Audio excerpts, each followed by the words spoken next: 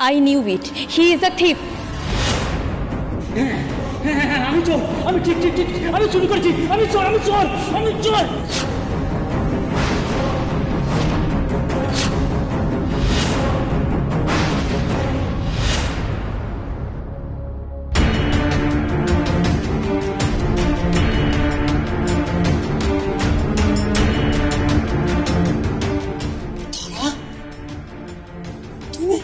তুমি কেন এসেছো তারা? কেন ফিরে এসেছো তুমি? কেন কেন কেন?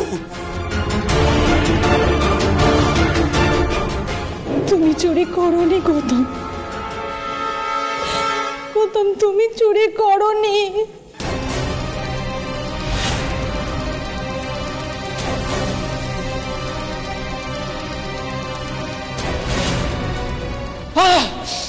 তুমি তুমি কি করে জানছো? কি করে জানছো তুমি? হ্যাঁ, তুমি কি গোয়েন্দা না পুলিশ? হ্যাঁ, আমি তো বলছি, আমি স্বীকার করছি আমি চুরি করেছি, আমি চুরি করেছি। এই যে আমার পকেটেই আছে চুরি মালটা। এই ছোকরাটা হাতটা ছাড়লেই আমি চেষ্টা করে কোনো লাভ নেই, আপনি পারবেন না। বেশ বেশ বেশ বেশ, চুরির জিনিসটা যখন আপনার পকেটেই আছে তখন একটু অপেক্ষা করুন না। কি বলছি বাবলু, জিনিসটা হাতে পেয়েও? দাদু, আমি আবার অনুরোধ করছি, আমি সবার কাছে অনুরোধ করছি যে প্লিজ প্লিজ সবাই আমাকে একটু সময় দিন। আমি একটা গল্প বলবো। কি বলে কি? হ্যাঁ, এখন 2:30 বাজে তুমি আমাদেরকে গল্প শোনাবে? শশীবাবু, ভুলে যাবেন না আমাদের কাছে কি আছে। প্লিজ একটু দাঁড়ান। কথা বাড়াচ্ছ কেন? কেন করলে তুমি এটা? কেন করলে? আমি তোমার দাদাকে। না বৌদি, দাদা নয়, গৌতম আমাকে ফাঁসাতে চেয়েছে। নিশা ওকে রেড হ্যান্ড আমাদের ঘরে ধরেছিল না? বাবা, তুমি এই ছেলের কথা বলছিলে? এ তোমার বন্ধুর ছেলে, ভালো ছেলে, সৎ ছেলে। শশীবাবু, আমি আপনাকে আবার ওয়ার্ন করছি, আপনি প্লিজ এত জোরে জোরে কথা বলবেন না। আর কেউ কোনো কথা বলবে না। এবার আমরা কথা বলবো, বাকি সবাই শুনবে। শশীবাবু, আমি আবার আপনাকে মনে করিয়ে দিচ্ছি যে আপনি আসল অপরাধটা না করে থাকলেও আপনি সমানভাবে অপরাধী। কেউ নিজেদের মধ্যে অশান্তি করবে না। এবার আমরা বলবো, বাকি সবাই শুনবে। আরে বাবলু, তো বলো না কি হলো? আমরা তো এতদিন ধরে গৌতম পিসেমশাইকেই সন্দেহ করছিলাম, কারণ ওই ফাউন্টেন পেন, তারপরে পুরনো মূর্তির ওপর বই, তারপরে আড়ি পাতা, এইসবগুলো তো গৌতম পিসেমশাইয়ের দিকেই। একদমই তাই, সব সূত্র ছিল শুরু থেকে গৌতম বাবুর দিকে। অবশ্য একটা জিনিস, ওই রবি পিসেমশাইয়ের জুতোর ছাপ ছিল দাদুর ঘরে, কিন্তু একটা খটকাও ছিল। আমি অনেকগুলো কাজ করেছি, কিন্তু একটা কথা না মানলেই নয়, আমি হয়তো একা এই সমস্ত কাজ করতে পারতাম না। আমাকে এই বাড়ির 2জন সদস্য খুব সাহায্য করেছে। এক হলো ডাম্বেল, আর 2 পিসি ঠাম্মা।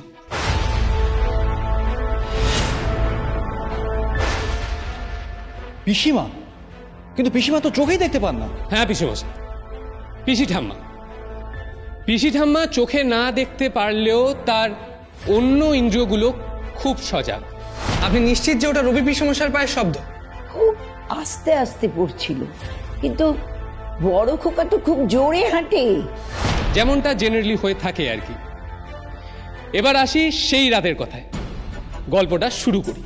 বিলু, ছেড়ে দে, ছেড়ে দে বিলু, দাঁড়া।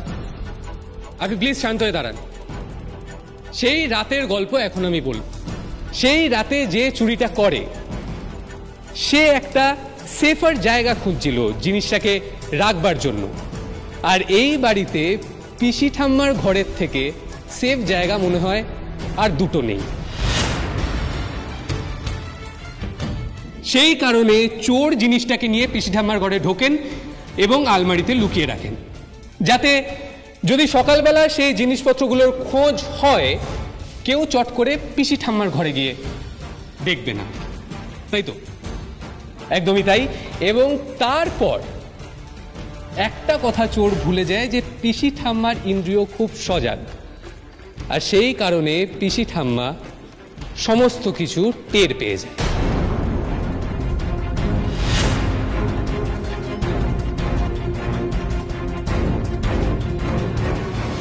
পিসি ঠাম্মা একজন বৃদ্ধা মানুষ, তিনি এই বাড়ির সাথে পাশে থাকেন, সেই কারণেই তিনি এই বিষয়টা কাউকে জানাননি, কিন্তু আমাদের জানিয়েছেন, কারণ আমরা জানতে চেয়েছিলাম বলে।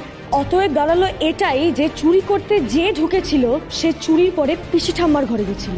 একদমই তাই, অপরাধী চুরির পরে পিসি ঠাম্মার ঘরে গেছিল, কিন্তু এখানেই শেষ নয়, অপরাধী চেয়েছিল পুরো দৃষ্টিটা যাতে রবি পিসেমশাইয়ের দিকে যায়, আর সেই কারণেই অপরাধী রবি পিসেমশাইয়ের জুতো নিয়ে দাদুর ঘরে ছাপ দিয়ে যায়।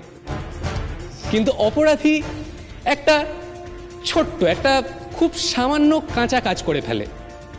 রবি পিসেমশাই জুতো পরে ঘরে ঘোরাফেরা করেন ঠিকই, কিন্তু সারা বাড়িতে আর জুতোর ছাপ নেই, শুধুমাত্র দাদুর ঘরেই জুতোর ছাপ। এটা আমাদের খটকা লাগে।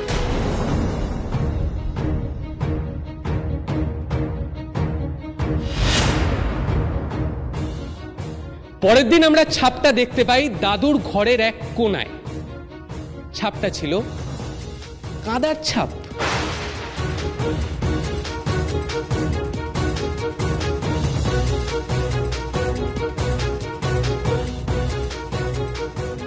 কিন্তু আপনারা হয়তো ভাবছেন যে কাদা কোত্থেকে এলো, তাই তো?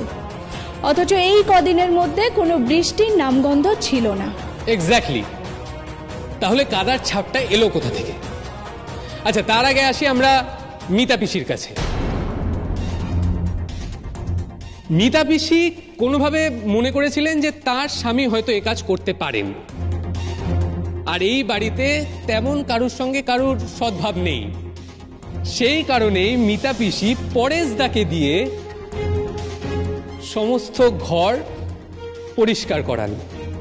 কিন্তু পরেশদা ভুলবশত একটা দাগ মুছতে ভুলে যান, বা হয়তো লক্ষ্য করেননি। কিন্তু সেটাই হলো আমাদের সৌভাগ্য, কারণ পরেশদা যদি এই ভুলটা না করত তাহলে হয়তো আমরা এত কিছু জানতে পারতাম না।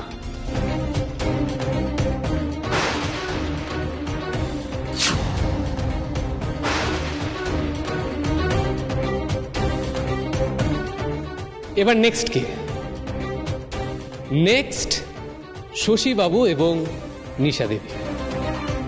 নিশা পিসি তো নিজেই স্বীকার করেছেন যে উনি একটা পার্টিতে গিয়ে একটা অ্যান্টিক মূর্তির ব্যাপারে জেনে নিজের মাথা ঠিক রাখতে পারেননি, তাই উনি সেটার খোঁজে দাদুর ঘরের বাইরে গেছিলেন। কি তাই তো? সেখানে গিয়ে উনি বুঝতে পারলেন যে ঘরের ভেতর কেউ আছে।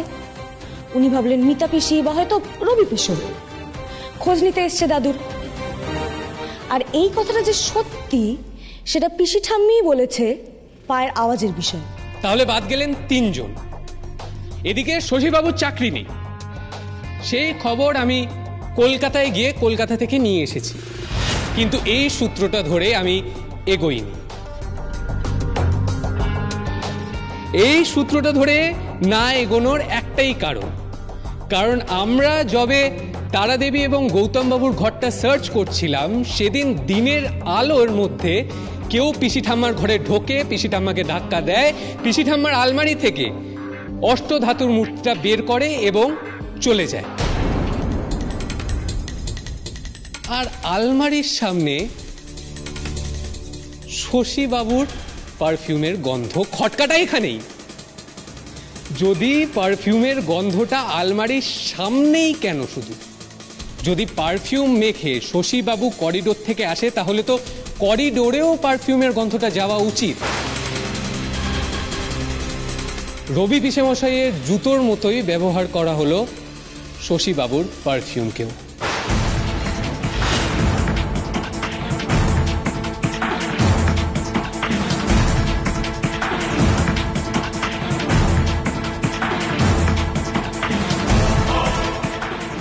হ্যাঁ তাই তো, পিসি ঠাম্মার ঘরের আলমারির কাছেই গন্ধটা বেশি ছিল, কিন্তু ঘরের বাইরে কোনো গন্ধ ছিল না।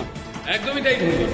যেমনটা বললাম, যদি আমি তর্কের খাতিরে মেনেও নিই যে শশীবাবু পারফিউম স্প্রে করে পিসি ঠাম্মার ঘর থেকে চুরির জিনিসটা সরাতে গেছিলেন, কিন্তু তাহলে আমরা পারফিউমের গন্ধ করিডোরে কেন পেলাম না?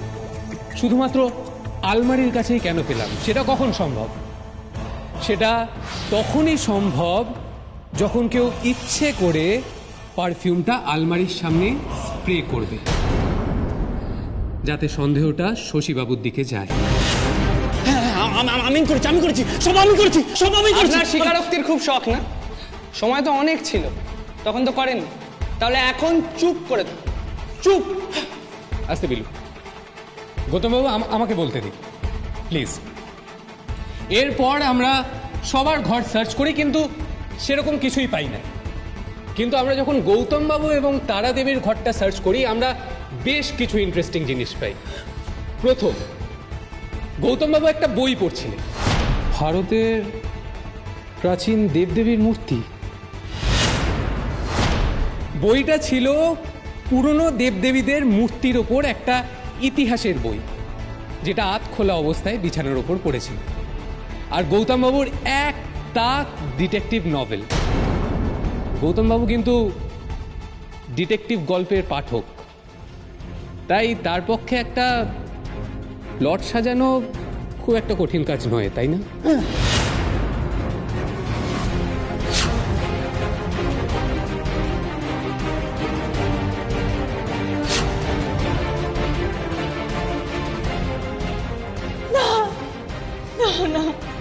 তুমি চুপ করো তারা, তুমি চুপ করো তুমি। এরপর আমরা আমাদের মোক্ষম সূত্র পাই ডাম্বেলের কাছ থেকে। ডাম্বেল, আমরা জানি যে আজকালকার বাচ্চারা খুব স্মার্ট হয়, কিন্তু ডাম্বেল ইজ এক্সট্রাঅর্ডিনারি। ডাম্বেল শুধুমাত্র আঙুলের মুভমেন্ট দেখে কার ফোনের কি পাসওয়ার্ড সব বলে দিতে পারে। আমি তো ওই আঙুল নাড়া দেখেই বুঝে যাই কোন নম্বর টিপলো, উল্টো দিক থেকেই বুঝে যায়। আর ঠিক সেইভাবেই ডাম্বেল তার দাদুর লকারের পাসওয়ার্ডটাও জানতে পারে। আর কোডটা জানার পর ডাম্বেল সেই কোডটা জানাতে যায় গুগলিকে, গুগলির ঘরে। 1 3 5 4 কোড খেলবি? আর গুগলিকে যখন সে কোডটা জানায়, তখন গুগলি সেই মুহূর্তে ঘরে একা ছিল না, ছিল এই বাড়ির আরো 3 জন সদস্য, গৌতমবাবু, তারা দেবী এবং পরেশদা। ফলত ক্রিমিনালের পক্ষে ক্রাইমটা করা আরো সহজ হয়ে গেল। ও, গৌতমবাবুর ঘরটা যখন আমরা সার্চ করি, শুধু এক তাক ডিটেকটিভ নভেলই ছিল না, তার সঙ্গে আরো একটা ইন্টারেস্টিং জিনিস ছিল, সেটা হলো তারা দেবীর ডিপ্রেশনের ওষুধ।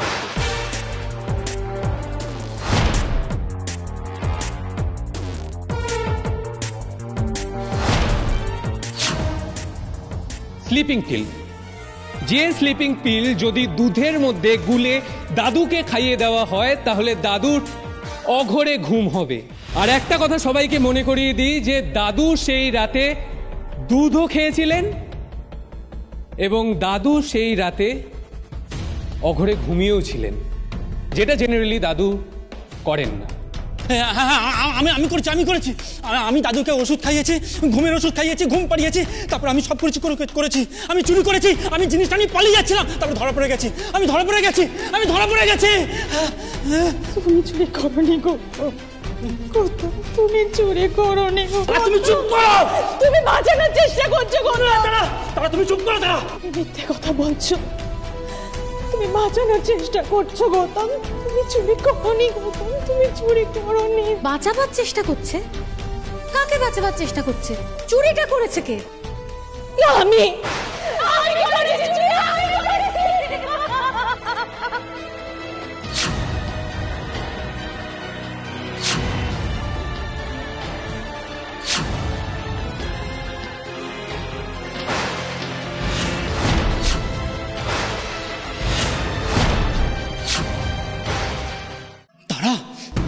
তারা তুমি চুপ করো, তারা চুপ করো। চুরি আমি করেছি, আমি চুরি করেছি, আমি চুরি করেছি, আমি ওই জিনিসটা আমি চুরি করেছি। আমি এই যে আমার কাছে আছে, আমি চুরি করেছি, আমি অপরাধী, তারা নয়, তারা আমি চুরি করেছি, আমি চুরি করেছি, আমি অপরাধী, তারা আমি চুরি করেছি, তারা তুমি নও, তুমি চুরি করেনি, তারা আমি করেছি, আমি চুরি করেছি। না গৌতম বাবু, না, এই একটা ভুল চাল আপনি চেলে ফেলেছেন।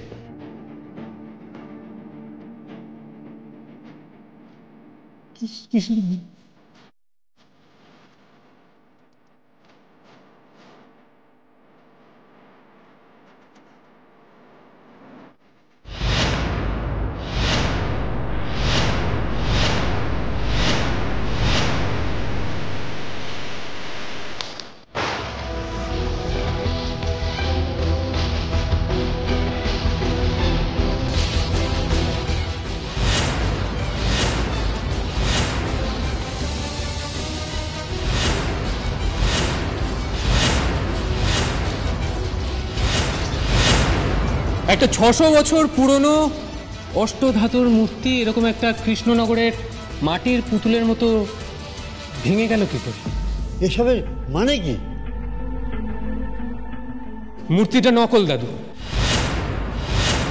হ্যাঁ দাদু, মূর্তিটা নকল। এটা একটা মাটির পুতুল যেটাকে সদ্য রং করা হয়েছে, আর সেই রং এখনো গৌতম বাবুর হাতে লেখে আছে। এই দেখুন।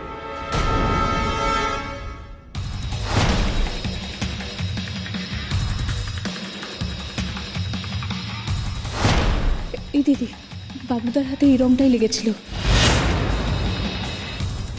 নকল? হ্যাঁ, নকল। গৌতম বাবুর সাজানো গল্পের মতোই নকল। মিথ্যে কথা বলছে, মিথ্যে কথা বলছে। আমি তো বললাম আমি চুরি করেছি, আমি চুরি করেছি, আমি তো বললাম আমি চুরি করেছি। তারা তুমি চুপ করে দাঁড়া। না না না, চুরি আমি করেছি। আমি মিথ্যে বলছি না, আমি কাউকে বাঁচানোর জন্য করছি না। আমি চুরি করেছি, সত্যি বলছি। বাবা বাবা বাবা, আমি চুরি করেছি। বাবা বাবা বাবা, আমি চুরি করেছি। আমাকে পুলিশে দিন না, ওকে ছেড়ে দিন। আমি চুরি করেছি, আমি চুরি করেছি। আমি চুরি করেছি, বলছি আমি চুরি করেছি। ওকে ছেড়ে দিন না, ওকে ছেড়ে দিন না, ওর যাওয়ার কথা আছে। ওকে ছেড়ে দিন, আমাকে পুলিশে দিন, আমাকে পুলিশে দিন। ওকে ছেড়ে দিন, ওকে ছেড়ে দিন। গৌতম, তারা কোথায় যাওয়ার কথা আছে?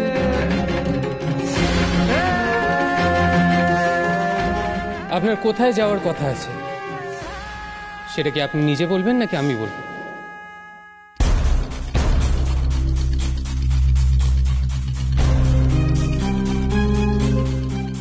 না না না না না,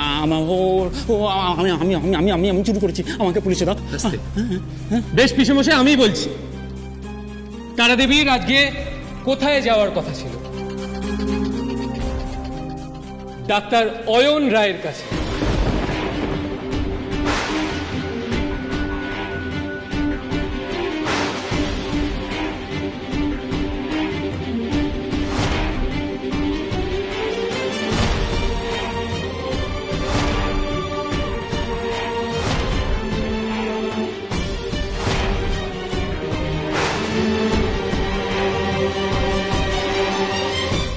মিথ্যে কথা, মিথ্যে কথা, সব মিথ্যে কথা, সব মিথ্যে কথা। গৌতম বাবু, মিথ্যে নয়। আমাদের বিচ্ছু নিজে গিয়ে দেখে এসেছে যে তারা দেবীর সঙ্গে ডক্টর অয়ন রায়ের একটা সম্পর্ক আছে। আর শুধু বিচ্ছুই নয়, আমিও গেছিলাম ডক্টর অয়ন রায়ের ক্লিনিকে পেশেন্ট সেজে।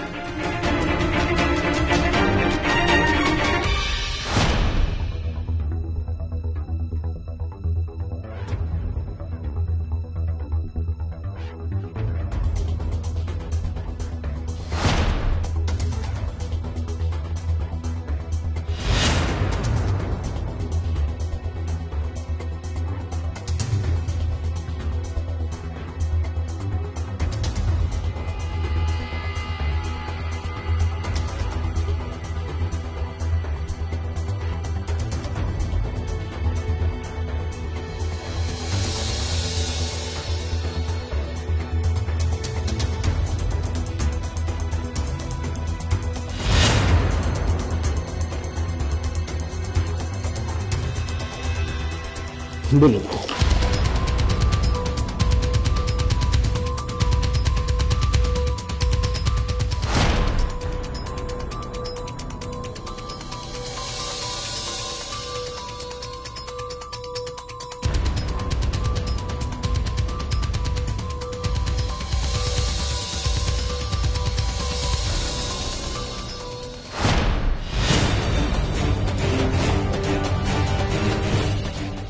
অয়ন? হ্যাঁ দাদু, অয়ন রায়। ডক্টর অয়ন রায়। কিছু মনে পড়ছে পিসেমশাই? সেই অয়ন রায় যার সঙ্গে তারা দেবীর অনেক বছর আগে চলে যাওয়ার কথা ছিল। আর আজ রাতেও তারা দেবীর চলে যাওয়ারই কথা ছিল। গাড়ি তো বাইরে অপেক্ষা করছিল, তবু আপনি গেলেন না কেন? গেলেন না কেন তারা দেবী? আমি তো বললাম গৌতম চুরি করেনি, আমি করেছি। ও আমাকে বাঁচানোর চেষ্টা করছে, ও চুরি করেনি, আমি করেছি। আমি চুরি করেছি।